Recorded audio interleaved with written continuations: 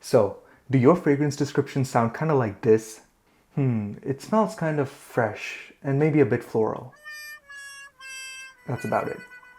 When you really want them to sound like this. Wow, this fragrance opens with a sunny citrus, almost like walking into a bergamot garden with trees swaying in a soft breeze. The heart unfolds into a plush and powdery bouquet of rose and violet, velvety like vintage silk. As it settles, the base reveals deep and resinous notes of sandalwood and amber that mimic the soothing hum of the lowest notes of a cello. Well, in this video, we're going to talk about sensory translation, which is the exact methodology that perfumers and reviewers use to describe and deconstruct complex fragrances with such rich detail. Hello everyone, my name is Surya. I am a California-based perfumer, and on this channel we bridge the gap between the art and science of perfumery. Today's video is all about synesthesia or sensory translation, how to see, hear, taste, and touch your fragrances. This method has single-handedly allowed me to analyze fragrances, translating this complex mix of smells into vivid and identifiable notes. But before we get into the core methodology, we'll first discuss the history of smell. What purpose did it serve? And why does it borrow so much language from the other senses? Next, we will talk about micro and macro sensations and how they can be used to deconstruct fragrances. Finally, we'll walk through each sense and describe a very simple framework to systematically break a fragrance down into its notes. If that sounds exciting, show some love to a small channel that's helping you grow your perfume knowledge. Hit the subscribe button, let's jump in. So why is it that when we try to describe a fragrance, so few words come to mind? Well, our olfactive sense actually has a very limited dedicated vocabulary. This is because in most languages and cultures, smell was one of the least prioritized senses. When you think of the purpose of smell, it mostly evolved as a protective survival mechanism, used to detect mates or food or something that is rotting or dangerous. Unlike vision and hearing, which were more crucial for social development and language, smell kind of remained primitive and instinctual. Another interesting fact is our smell is actually relatively weak compared to most mammals. But here's the key point. Smell is almost whimsically temporary and intangible. Let's say I have an apple. I can point to it and say this apple is red. I can also hold up a rose. This rose is red. I can show these two objects to a friend and say apple, rose, red. They both have red in common. It's easier to point to and reference something that is tangible, that can last forever. But how would I refer to the smell of an apple? What point of reference can I provide? Vision can be broken down into colors. Food can be broken down into flavor profiles. Sound can be broken down into notes. But what can smell be broken down into that is easy for a primitive society to understand? It's only recently that we've been able to isolate molecules and assign singular notes and smells to them. All of this meant that by the time we could describe scent, this descriptive language was just borrowed from the other senses. The concept of notes and accords was borrowed from music and sound. The concept of color was borrowed from vision. Flavors were borrowed from taste, and textures were borrowed from touch. This cross-sensory description became the reference point. It became a way to create common experiences with smell. If I tell you that grass smells green or vanilla smells sweet, you can now know, okay, sweet is supposed to have these characteristics, and green is supposed to have these characteristics. This is the key right here. Using the rich, descriptive vocabulary of the other four senses and pulling it into the olfactive world. Some people actually do this naturally, and it's called synesthesia. They automatically have associations from one sense into another sense. For example, whenever they smell a banana scent, they might see a blue screen with purple dots. Or they might associate the note of a banana to a high C. Of course, these descriptions are not very relatable, so when you're trying to communicate and describe a smell, they're not very effective. Instead, we kind of want to rely on common, agreed-upon vocabulary that has already been translated into scent. That doesn't mean we can't get creative though. As I demonstrate the four senses, you're going to see how much room we have to play with our descriptions. But before we get into the five senses, I want to describe this concept of micro and macro sensation. Micro sensations are basically the foundational building blocks that make up a sense. For example, any image at its core is made up of colors, the same way that any taste is made up of flavors. These foundational building blocks then assemble into a macro sensation, something like scaling the Swiss Alps with a cold breeze on your face and white powdered snow crunching beneath your feet. This is a macro sensation. It's still built of all the same foundational blocks, but it's a lot more complex. Now let's talk about macro and micro sensations and how we can use them to deconstruct a fragrance in the context of each of the 5 senses. Okay, quick interruption before we get started with the rest of the video. I'm actually recording this on the next day because I want to provide a little bit more value into this video. If you stick around till the end, I'm going to give you 2 things. The first is a mind map that describes the entire framework of sensory translation. And the second is we're going to do an example. We're going to go through Xerjoff Naxos using all 5 different senses and try to break it down the way a perfumer would. Thank you for watching this video, and let's keep going. Before the other 4 senses and incorporating all of their vocabulary, let's quickly look at the most commonly applied vocabulary for smell. This is where we use a fragrance wheel, like the one shown here. Fragrance wheels can be simple or complex, but the main goal is to break down the genres of smell so that you can put it into different categories. For example, you can have ambers, fruity fragrances, florals, aquatics, aromatics, greens, citrusy, woody, spicy. Different fragrance wheels and different perfumers have different categories that they put these ingredients and notes into. But did you notice something interesting here? A lot of these descriptors are simply made up of micro and macro sensations. They're using reference points such as objects like trees for woody or fruits, or colors like green. If you understand that at its core, fragrance description is all about referencing the 5 senses, you can actually go a lot deeper. You can look at each sense individually and then borrow the language that you would like to borrow. So let's start with the sense of vision. The most basic foundational micro building block of vision is color. So the easiest thing that you can do is start by describing the color of fragrances. Of course, grass smells green and roses smell red, but maybe something like cotton has like a soft blue smell to it.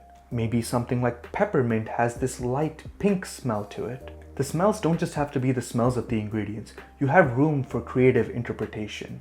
You can actually go one step further and break down color into hue, brightness, and saturation. Hue, of course, is the chroma. It determines what color it is. It's what separates green from blue. Brightness is how light or dark a color is. For me, I associate a light color with something that is soft and uplifting, and I associate a dark color with something that's rich and resinous. Finally, saturation is how vivid or muted a color is. If you are someone that deeply appreciates color, shapes, and form, maybe a photographer or a designer, this is a great way to borrow a lot of that vocabulary into your olfactive experience. In terms of smell, I associate saturation with intensity, the impact that the initial smell has. Is it more vibrant or is it a little bit muted? Now, using color as a foundational building block, we can go to macro sensation, which is environments and objects. What do you smell when you look at this picture of a forest? Maybe this picture of a lake, or maybe this picture of something as simple as a bouquet of flowers. Environments and objects are a great way to capture a complex fragrance. For example, you can say, oh, this fragrance smells like a vintage diner, or maybe it smells like my old car, or maybe it smells like a thrift shop. This is what gives us a lot of creative ways to express complexity. Now, let's move on to hearing. The same way that vision has a foundation of color, hearing obviously has the foundation of sound. But sound can be further broken down into intensity, pitch, and tone. Intensity is basically the amplitude or loudness of sound. I use it to describe the loudness of a fragrance. How far does it reach? What kind of statement does it make? For me, high-pitched is something that's very sharp, and low-pitched is something that's flat. For example, aldehydes can have this harsh sensation to your nose, which is very sharp. On the other hand, something like musks are very flat. Musks are often used to soften and flatten a fragrance and make it more linear. Finally, you have tone, which is simply a way to measure the pleasantness of the sound. The way I like to use tone is in terms of overtones and undertones of a fragrance. You might have the core smell and you might have supporting smells around it. Some smells support the fragrance from the top and some from the bottom. When I think of overtones, I see these bright, uplifting ingredients that bring the fragrance up. Undertones are usually kind of hidden in the background and have their own secret purpose, maybe to act as a fixative or maybe to give some other effect. Finally, we can think of the macro sensation of sound, which is music. Now, music in and of itself can lead to such a wide variety of experiences. There are actually brands like Xerjoff which use music as the foundational inspiration for their fragrances. When I borrow phrases from music, I think of the harmony of the music. How are all the instruments working together? This is how I describe a fragrance that's well harmonized. How well are all the notes complementing each other and building off of each other? You can also think of something like the rhythm of the song. Is it more fast and peppy and something that you would dance to? Is it more soft and classical? Is it just focused on one single instrument and just the richness of that single instrument? Or like before, do you have an orchestra where every instrument is building off of every other instrument? If you are someone that deeply appreciates music, this is a great way to borrow your experience into the world of fragrance. Now let's talk about taste. We know the drill by now. Taste has its own 5 micro sensations. These are the 5 flavors: salt, sweet, sour, bitter, and spicy. Now you can use these flavors to describe not only gourmands. For example, aquatic fragrances might smell a bit salty. Aromatic fragrances obviously can have a little bit of spice or bitterness. And for some people, oud fragrances actually smell a little sour. This sense also bleeds into texture a little bit because it's one of the few senses where you actually feel what you are also tasting. We'll talk more about this when we're talking about touch and texture. So the 5 foundational flavors build up into the macro sensation of food. The experience of eating a beautiful meal can be distilled down into vocabulary that can be borrowed into fragrance. For example, the other day I was watching MasterChef, and one of the chefs had created this exquisite lemon dessert. It had lemon, yogurt, honey, and blueberries. So I actually created a fragrance inspired by this dessert. I wanted to capture that crumbly honeycomb brittle, the juicy blueberry coulis, a soft lemon sorbet. Obviously, I added my own little touch, a drizzle of white chocolate to the top. Now, just by hearing that description of food, I'm sure you can smell this fragrance in your mind. That is the power of translating one sense into another. Now, if you are someone like a chef who really appreciates food and the different flavors, you can borrow a lot of this sensory experience into your fragrance world. Now, let's talk about the final sense, which is touch. Now, the micro sensations of touch are actually a little bit more abstract. I didn't find a commonly accepted foundational building block structure for touch. So I made up my own. I break down touch into 3 components: texture, temperature, and elasticity. Texture is basically the roughness or smoothness of a surface. For example, the texture of a marble versus the texture of sandstone. When you discuss fragrances, you can talk about how smooth a fragrance is or how rough it is. You can also talk about the geometry of the fragrance. Does it feel smooth and cylindrical? Does it feel sharp with edges like a cube? All of this is open to creative interpretation. Temperature is fairly straightforward. It's about warm and cool fragrances. Warm fragrances are usually interpreted as amber or spicy, whereas cool fragrances are generally interpreted as aquatic or minty. Finally, we can talk about elasticity, which, in my opinion, measures the squishiness of a substance. For example, does a fragrance invoke the chewiness of chewing gum? Or does it invoke the rigidity of a bar of metal? This hardness of a material can be translated into smell. Now, the macro sensation of touch is simply our daily activities. What do you feel when you put your feet in cold water? What do you feel when you run your fingers through the fur of your pet cat? The question is, what do you feel? And how do you translate that into smell? If you are someone that works a lot with your hands, like a sculptor or someone with a hobby in pottery, you will really appreciate your experiences more if you can translate them into smells. Okay everyone, as promised in the beginning of the video, this is the bonus content that we're getting. I wanted to give you an example by breaking down a fragrance that most people have smelled, Xerjoff Naxos. Now this is one of the most popular honey fragrances, and it has so much rich detail that we can break down using the 5 senses we just talked about. Let's give it a quick spray. Wow. Okay, if we start with sight, the first thing that immediately pops out is that rich ambery color. We get this yellow with brown undertones, almost like a caramel. The fragrance leans slightly darker and it's not overly saturated. If I think of the macro image for this, I can picture a jar of honey with golden sun rays flooding through it. I see the honey dripping down the side of the jar onto these dark wooden shelves. In terms of hearing, this is obviously very deep and resinous. I think it's best classified by the bass notes of a cello. If I had to pick a genre of music, it would be very classical. Now, let's think about taste, which is the most obvious for a fragrance like this. Sweet honey, warm spices, creamy vanilla. If I had to think of this from a macro sense, I would think of this freshly baked lemon cake, drizzled with vanilla cream and a little dusting of cinnamon on top.